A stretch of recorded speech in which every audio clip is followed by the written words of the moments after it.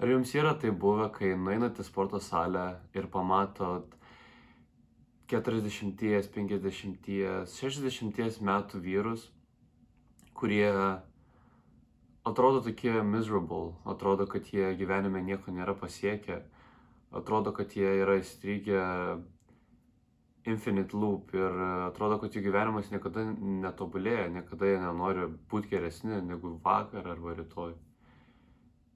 Tačiau nenoriu judging book by its cover, bet aš manau, kad problema buvo mūsų society. Problema buvo mūsų society, nes manau, apie tokį topiką labai retai žmonės kalba ir norėčiau šiandien pakalbėti apie tai. Vyrų mental health yra vienas tokių dalykų, apie kuriuos žmonės nekalba. Gal jūs turit draugą, su kuriuo galite atvirai kalbėti, ar jūs labai esate artimi su tėvais. Tačiau pas mus yra toks dalykas užkoduotas mumise, kad mes manom, kad mes visą laiką esam vieniši. Mes visą laiką manom, kad mes niekada nebūsim enough. Mes visą laiką galvojam, kad mūsų pastangos nesulyginami su mūsų lūkesčiais. Ir kai pradedi pagalvoti, kad tokia tema niekas nekalba, biškį skaudu.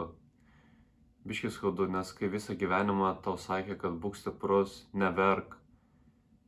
Būk stiprus, neverk, visą laiką būk su šypsena.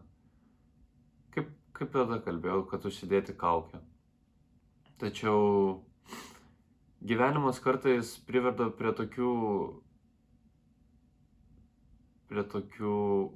kalnelių, kurių negali išvengti. Ir būna, kad jaučiamės labai gerai, tada nukremtam iki pačio žemiausio savo lygio, galvojam, kad mes iš ten niekaip neišeisim, tada kitą dieną vėl viskas gerai. Tačiau realybė yra tokia, kad niekam nerūpi. Niekam nerūpi, niekam nerūpi, ar tu verki, niekam nerūpi, ar tu juokiesi, niekam nerūpi, ar tu turi asmeninių problemų, niekam nerūpi. Kad ir jūs pasakysit savo draugui ar šeimos nariam, gal tik tai tie artimiausi žmonės jumis rūpinsis, duos jums comfort ir tai aš nežinau, ar tai yra tiesa, nes iš mano perspektyvos vienintelį, kas žino apie mano tokius dalykus, yra tik tai mano draugas, vienas draugas, keli draugai. Ir aš noriu, kad tai liktų tarp mūsų, nes aš jais pasitikiu. Aš manau, kad kalbėti su vienas kitu yra essential, kad geresnis būtų mental health. Tačiau niekada neparodykit, kad jūs strugglinat nepažįstamiems žmonėms. Kad yra atrodo labai banalu, tačiau parodyti weakness yra parodyti kitiems disrespektą.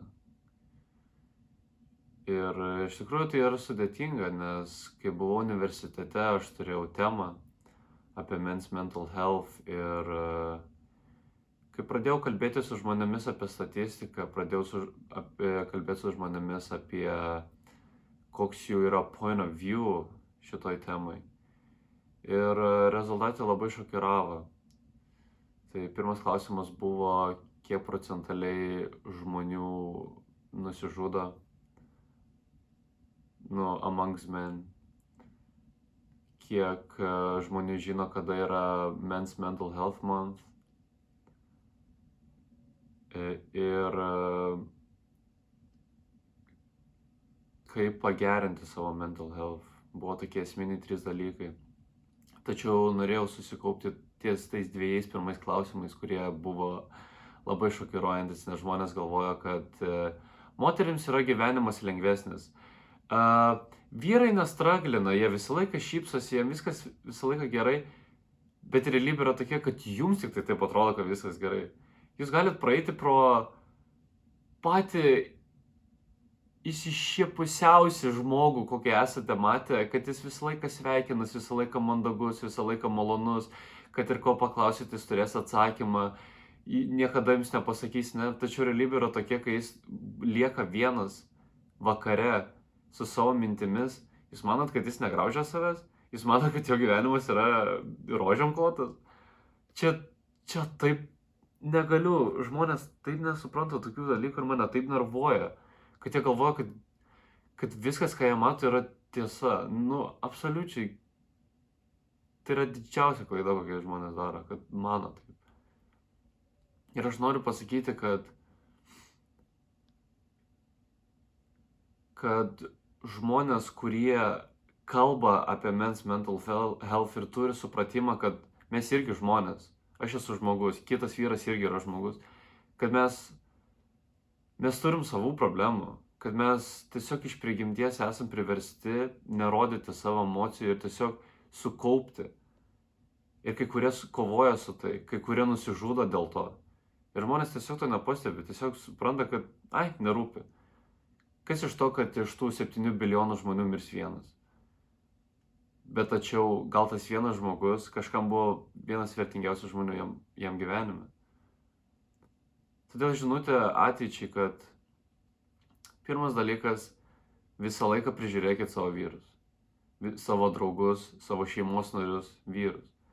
Nes moteris atrodo, kad vyrų gyvenimas yra rožėm klotas, kad jiems žymiai yra lengviau susirasti darbus, žymiai lengviau susirasti relationships, žymiai lengviau taking risks. Tačiau realybė yra tokia, kad daugelis vyrų yra uždaryti burbulę ir jie negali iš ten išeiti, nes bijo iš komforto zonos išeiti, bijo judgmento, bijo būti skaudinti. Ir jie lieka tam burbulę visą savo gyvenimą. Ir kai nueini sporto salę ir pamatai, kad tas žmogus savo burbulę, man tiesiog liūdna pasidaro, kad žmonės tiesiog nerizikuoja gyvenime. Kad jie užsidarė. Kad jie tiesiog, nors jiem ir 40, kad neprieina mieste su dar viena 40 metų pasikalbėti. Ir jie lieka visą gyvenimą vieniši. Ir biškai concerning, kad vyrų mental health nėra top priority in our society. Todėl patarimas. Check on your peeps. Kalbėkit. Domėkitės. Ir visą laiką, jeigu paklausit vyro, ar tau viskas gerai, ar ten draugo paklausit, ar tu viskas gerai. Jeigu jis pasakys, jo, viskas gerai. Dar kartą jo paklauskit, ar tu įsitikinęs, ar tu gal nori apie kažką pakalbėti, ar kažkas nepalieka tavo minčių. Pamatysit, kaip jis greitai, jeigu jis pasitikė jumis, jis apie savo mental issues pakalbės.